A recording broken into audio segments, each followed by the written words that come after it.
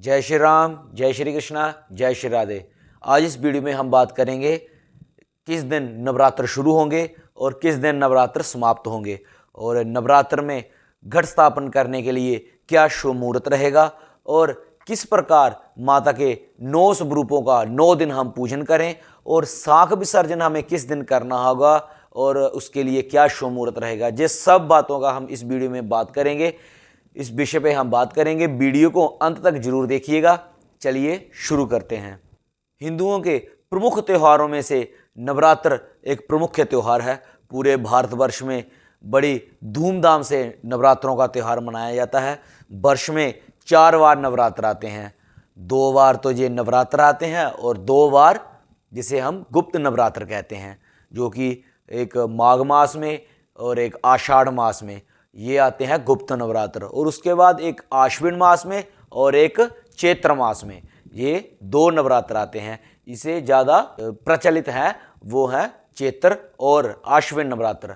तो उत्तर भारत में तो काफ़ी ज़्यादा धूमधाम से ये दोनों नवरात्र मनाए जाते हैं। चैत्र मास के शुक्ल पक्ष की प्रतिपदा तिथि को नवरात्र शुरू होंगे, और इन्हीं चैत्र मास के नवरात्रों की हम इस वीडियो में बात करेंगे। अब बात करते हैं कब नवरात्र शुरू होंगे और कब समाप्त होंगे।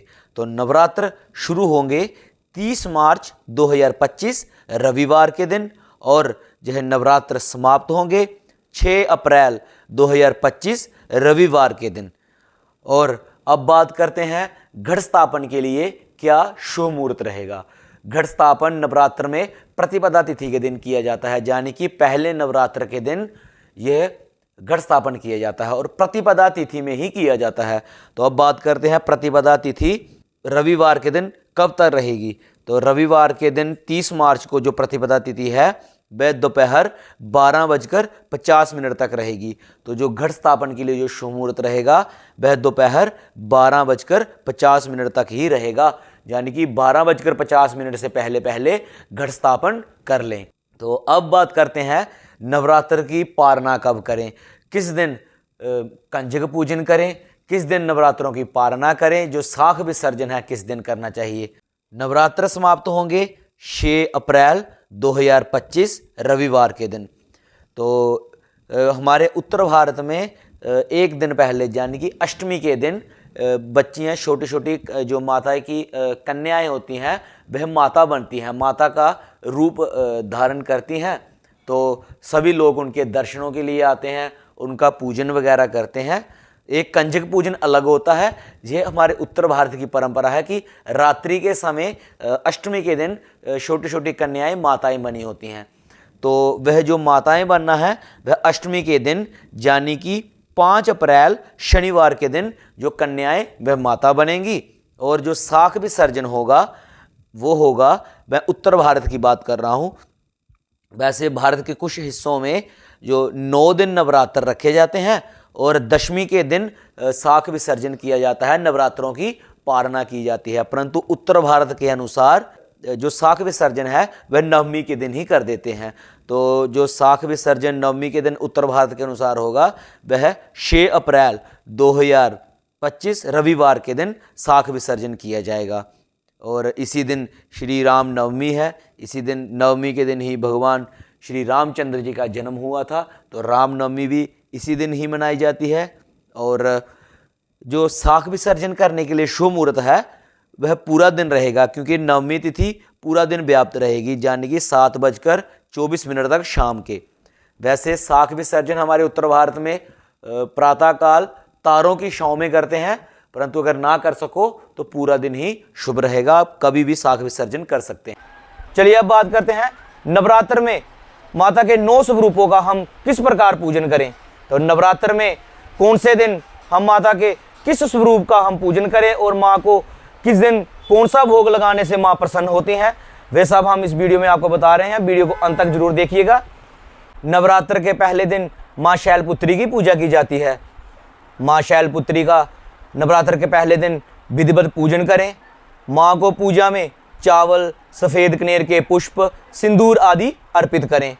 माँ शैलपुत्री के चरणों में गाय का घी प्रसाद के रूप में अर्पित करने से या घी से बनी हुई कोई वस्तु माँ को भोग लगाने से भक्तों को आरोग्य का आशीर्वाद मिलता है और जिससे व्यक्ति का मन एवं शरीर दोनों ही निरोगी रहते हैं। नवरात्र के दूसरे दिन माँ ब्रह्मचारिणी की पूजा की जाती है। नवरात्र के दूसरे दिन माँ ब्रह्मचारिणी का विधिवत पूजन करें। माँ ब्रह्मचारिणी को पूजा में बट वृक्ष के पत्ते अर्पित करें। माँ को बट वृक्ष के पत्ते अर्पित करने से बुद्धि और ज्ञान बढ़ता है, व्यापार में भी सफलता प्राप्त होती है। माँ को भोग में शक्कर का भोग लगाना चाहिए। मान्यता है कि शक्कर का भोग लगाने से चिर आयु का वरदान प्राप्त होता है, यानी कि लंबी आयु का वरदान प्राप्त होता है। नवरात्र के तीसरे दिन माँ चंद्रघंटा की पूजा की जाती है। माँ चंद्रघंटा का नवरात्र के तीसरे दिन विधिवत पूजन करें। माँ को पूजा में शंख पुष्पी के फूल चढ़ाएं। इससे घर में खुशहाली आती है और सुख समृद्धि की प्राप्ति होती है। माँ को प्रसाद में दूध या दूध से बनी हुई किसी वस्तु का भोग लगाएं, जैसे कि खीर माँ को चढ़ानी चाहिए। मान्यता है कि ऐसा करने से धन, वैभव एवं ऐश्वर्य की प्राप्ति होती है। नवरात्र के चौथे दिन माँ कुष्मांडा की पूजा की जाती है। नवरात्र के चौथे दिन माँ कुष्मांडा का विधिवत पूजन करें। माँ कुष्मांडा को पूजा में पीले रंग के पुष्प चढ़ाएं। माँ को पीले रंग के पुष्प चढ़ाने से माँ प्रसन्न होती हैं और अच्छे स्वास्थ्य की प्राप्ति होती है। माँ को प्रसाद में मालपुओं का भोग लगाएं। माँ को मालपुओं का भोग लगाने से बुद्धि का विकास होता है और मनोबल भी बढ़ता है और घर में हमेशा सुख समृद्धि बनी रहती है। नवरात्र के पांचवें दिन माँ स्कंद माता की पूजा की जाती है। नवरात्र के पांचवें दिन माँ स्कंद माता का विधिवत पूजन करें। माँ स्कंद माता को पूजा में नीले रंग के पुष्प चढ़ाएं। माँ को नीले रंग के पुष्प चढ़ाने से माँ प्रसन्न होती हैं और इससे संतान की भी प्राप्ति होती है। माँ को प्रसाद में केले का भोग लगाना चाहिए। मान्यता है कि माँ को स्कंद माता को नवरात्र के पांचवें दिन केले का भोग लगाने से शारीरिक कष्ट दूर होते हैं, व्यापार में वृद्धि मिलती है और जिनके घर संतान नहीं होती उनको संतान की प्राप्ति भी होती है। नवरात्र के छठे दिन माँ कात्यायनी की पूजा की जाती है। माँ कात्यायनी का नवरात्र के छठे दिन विधिवत पूजन करें।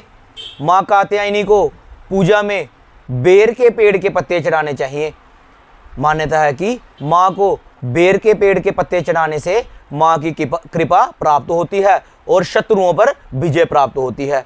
माँ को प्रसाद में शहद और मीठे पान का भोग लगाना चाहिए। ऐसा करने से आकर्षण शक्ति में वृद्धि होती है और घर से नकारात्मक ऊर्जा दूर होती है और हमेशा खुशहाली बनी रहती है। नवरात्र के सातवें दिन माँ कालरात्रि की पूजा की जाती है। माँ कालरात्रि का नवरात्र के सातवें दिन विधिवत पूजन करें। माँ कालरात्रि को पूजा में लाल गुलाब के पुष्प चढ़ाएं। ऐसा करने से मनोवांछित फल की प्राप्ति होती है। माँ को प्रसाद में गुड़ से बनी हुई किसी वस्तु का भोग लगाएं। मान्यता है कि माँ को गुड़ से बनी हुई वस्तु का भोग लगाने से सभी रोगों से मुक्ति मिलती है और घर में हमेशा सुख शांति हमेशा बनी रहती है और नकारात्मक ऊर्जाएं दूर होती हैं। नवरात्र के आठवें दिन माँ महागौरी की पूजा की जाती है। नवरात्र के आठवें दिन माँ महागौरी का विधिवत पूजन करें। माँ को पूजा में मोगरे के फूल चढ़ाने चाहिए। ऐसा करने से माँ की कृपा हमेशा बनी रहती है और सुख समृद्धि की प्राप्ति होती है। माँ महागौरी को प्रसाद में नारियल का भोग लगाना चाहिए। मान्यता है कि माँ को नारियल का भोग लगाने से मनुष्य की सभी इच्छाएं पूर्ण होती हैं और घर में कभी भी धन धान्य की कमी नहीं रहती। नवरात्र के नौवें दिन माँ सिद्धिदात्री की पूजा करनी चाहिए। माँ सिद्धिदात्री का नवरात्र के नौवें दिन विधिवत पूजन करें। माँ को पूजा में गुड़हल के पुष्प चढ़ाने चाहिए। ऐसा करने से माता की कृपा हमेशा बनी रहती है और माता को प्रसाद में हलवा पूड़ी का भोग लगाना चाहिए और खीर का भोग लगाना चाहिए और इसी दिन कंजक पूजन भी करना चाहिए। मान्यता है कि माँ को हलवा पूड़ी और खीर का भोग लगाने से और साथ में कंजक पूजन करने से माँ की कृपा हमेशा बनी रहती है और हर प्रकार की अनहोनी घटनाओं से बचाव रहता है और समस्त सुखों की प्राप्ति होती है और सभी मनोवांछित फल की प्राप्ति होती है। तो इस प्रकार नवरात्र के 9 दिन माता के 9 स्वरूपों का आप पूजन कर सकते हैं। तो इस वीडियो को आगे ज़्यादा शेयर करें ताकि सभी नवरात्र के 9 दिन माता के 9 स्वरूपों का विधिवत पूजन कर सकें और किसी के मन में कोई वहम ना रहे कि घट स्थापन के लिए क्या शुभ मुहूर्त है, कितने बजे करना है, ताकि सबको पता चल सके। इसलिए इस वीडियो को आगे ज़्यादा से ज़्यादा शेयर करें। जय माता दी, हर हर महादेव, धन्यवाद।